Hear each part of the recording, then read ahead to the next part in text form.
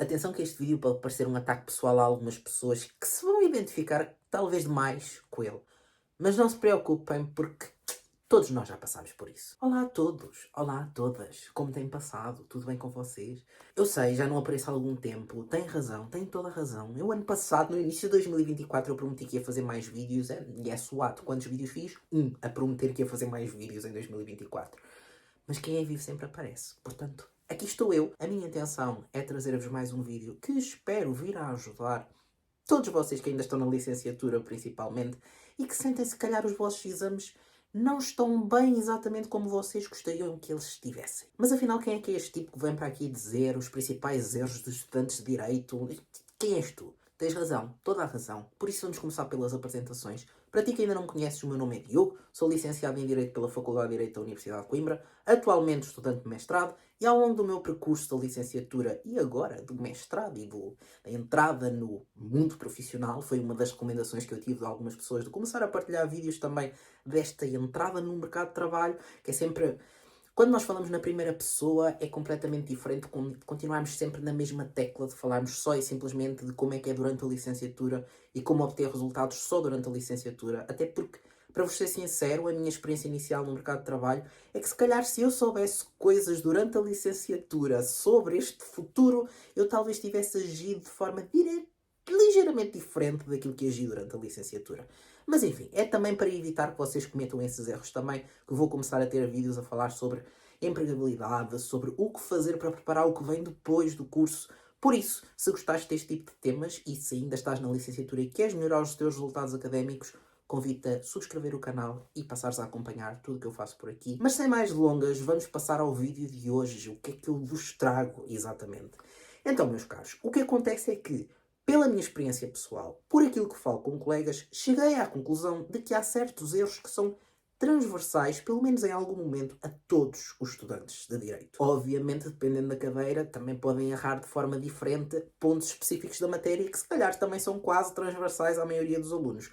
Mas aquilo que vos trago hoje não é tanto um conteúdo do ponto de vista material, erros materiais, e sim mais erros formais. Vamos tentar aplicar os termos jurídicos aqui ao vídeo e tal. Seja em casos pontuais, seja em casos mais radicais daquelas pessoas que errar uma vez não é suficiente e, portanto, insistem e persistem a ver se o erro deixa de ser erro. Não sei muito bem qual é que é a lógica, mas, enfim, porque de que é que adianta nós sabermos onde é que estamos a falhar se não, no fundo, fizermos algo para deixar de ser falha e melhorarmos nesse aspecto? E é com esse objetivo que eu quero partilhar com vocês estes 10 erros mais frequentes nos exames de Direito. E vamos começar já, em primeiro lugar, por um erro tão grave que eu digo-vos, de nada adianta vocês estudarem durante meses, vocês andarem a acompanhar a matéria durante o semestre todo, se depois chegaram ao exame e não souberem gerir o vosso tempo.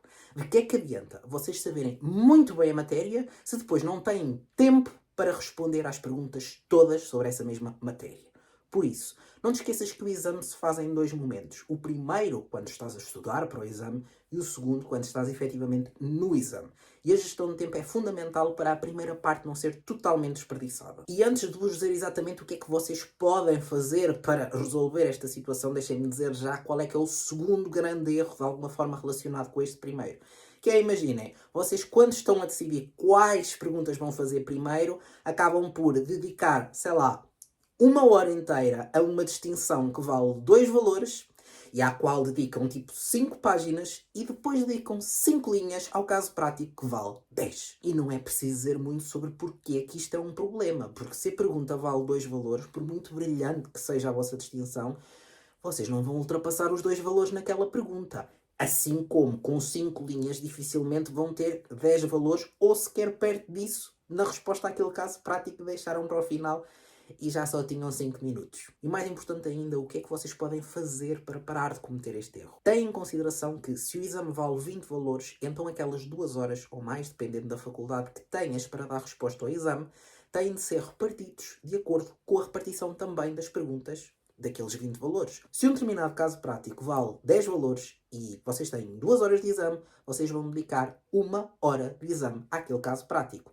Ai, mas eu ainda não acabei de descrever tudo o que eu sabia sobre aquele primeiro grupo e ainda não acabei. Não faz mal. É preferível não terem acabado de dizer tudo aquilo que tinham para dizer num grupo do que deixarem completamente em branco. Ou 5 linhas, um caso prático, ou uma qualquer pergunta que acaba por valer muito mais do que aquela que vocês querem perder mais 5, 10 minutos cruciais, fundamentais, que podiam já estar a fazer o esquema do que é que vão incluir no caso prático.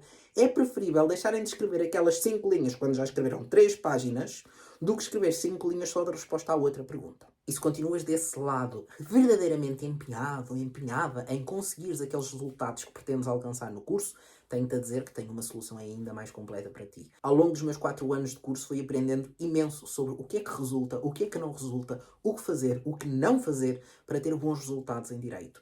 Foi por isso que eu consegui os 17 valores com que terminei a licenciatura e compilei tudo aquilo que aprendi num e-book que também tu podes ter acesso. Por isso ficaste interessado ou interessada em perceber o que é que podes fazer realmente para conseguir terminar o curso com uma muito boa média, e não só com uma boa média, mas também com um ótimo currículo. Dá uma vista de olhos no livro que vou deixar na descrição. E ainda falando na gestão de tempo, e eu prometo que não me vou alongar mais com isto, mas existe mais um erro muito comum, que é, precisamente pela falta de tempo ou pela falta de estudo, vamos ser sinceros, deixar perguntas em branco.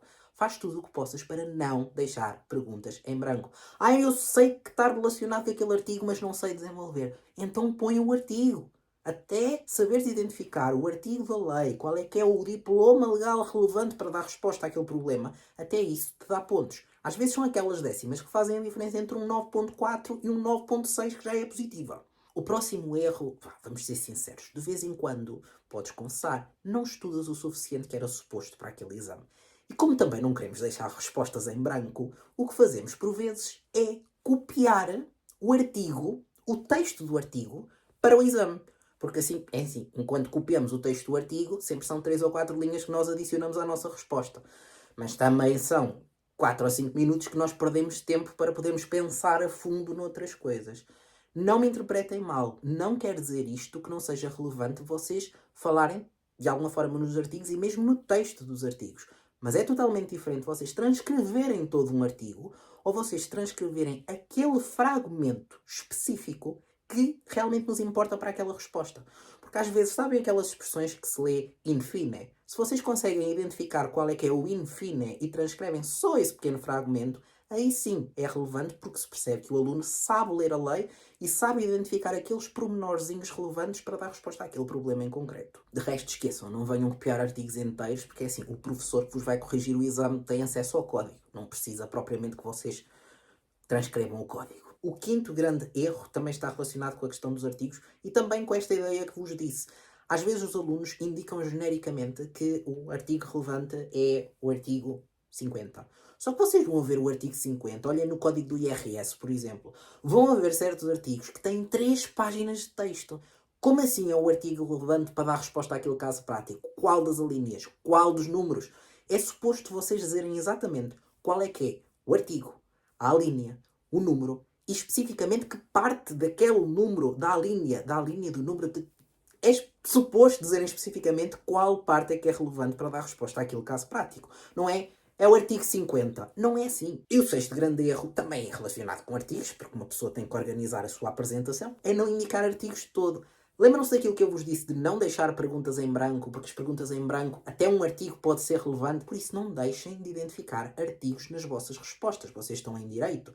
É certo que o direito não é só constituído por lei, certo? É suposto também falarem da doutrina, é suposto também falarem da jurisprudência, eventualmente, mas os artigos são cruciais. E atenção que vocês até podem saber o conteúdo do artigo, mas se sabem o conteúdo do artigo e têm o código ao pé de vocês, porque é que não usam o código para ver qual é que é o número do artigo e colocar o número do artigo? O próximo erro não é um erro que vos prejudica em termos de nota, pelo menos em princípio.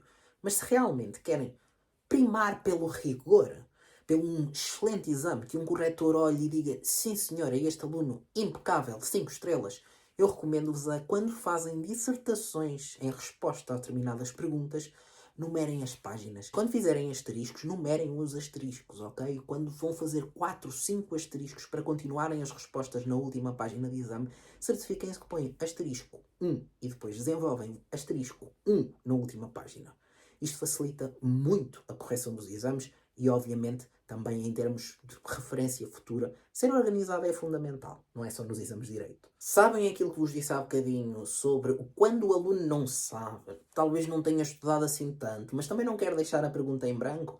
Temos aquela doutrina dos que seguem o vamos copiar o artigo e temos a outra doutrina dos que seguem vamos copiar o caso prático dizendo exatamente a mesma coisa, mas por palavras minhas.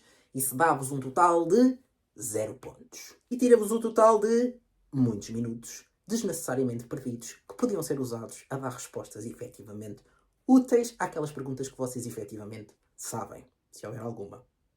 Esperemos que haja sempre pelo menos uma. O nono grande erro está relacionado com aquelas pessoas que acham que eu não vou à amostra de provas porque não vale a pena, eu sei o que errei. O que eu vos aconselho a fazer sinceramente é sempre que possam, vão à amostra de provas, conversem com o professor.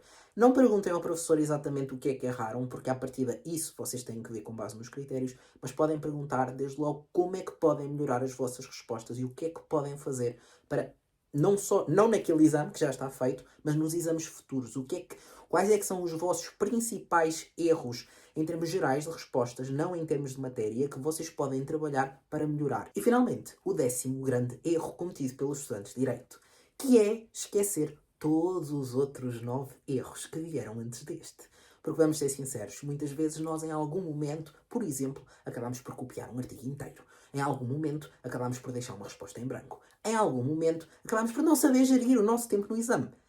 E não é grave quando acontece uma vez. Passa a ser grave quando nos esquecemos destas dicas como gerir melhor o tempo do exame quando vamos fazer um novo exame. Parece que naquele momento nos esquecemos de tudo o que racionalmente sabemos que é um erro, sabemos que já cometemos no passado e voltamos a repetir tudo exatamente igual. Posto isto, conta-me aqui nos comentários quantos destes 10 erros é que já cometeste em exames de direito. Não te vamos censurar, acho que todos nós já passamos por aí. Espero, portanto, que possa ajudar a que não voltes a repetir ou pelo menos consigas reduzir drasticamente o número de vezes que estes erros ocorrem nos teus exames.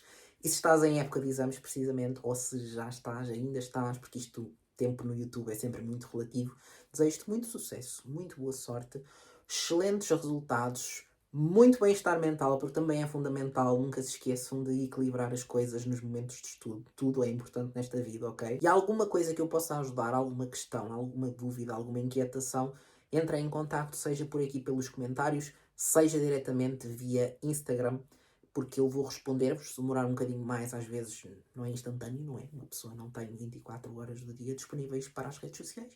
E ainda bem, mas eu vou acabar por vos responder. Tenham paciência que eu vou chegar lá, ok? E é isso. Até ao próximo vídeo. Fiquem bem.